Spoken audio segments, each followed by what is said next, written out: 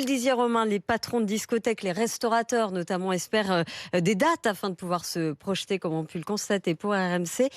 Victor Joannin et Nicolas Traîneau.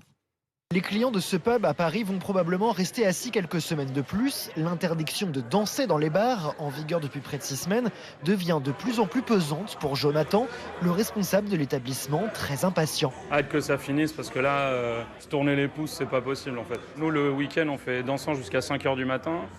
Et en ce moment, on ferme à 3h tellement notre clientèle, elle est plus là en fait. Les mesures sanitaires mettent aussi des restaurateurs en difficulté. La Cagouille, bonjour. André Robert à la Cagouille, à Paris, goûte peu l'obligation de télétravail prolongée 2 semaines de plus. Le midi, on a quand même perdu 20 ou 30% d'activité. Dès que le télétravail a été remis à l'honneur, c'est pas une bonne nouvelle. Le gouvernement compte donner un calendrier de levée des restrictions pour donner de la visibilité à ces professionnels. C'est exactement ce qu'attend Thierry Fontaine, représentant des métiers de la nuit et patron de discothèques, fermées elles aussi. On ne peut pas nous mener comme ça 3 semaines en 3 semaines, c'est de la torture.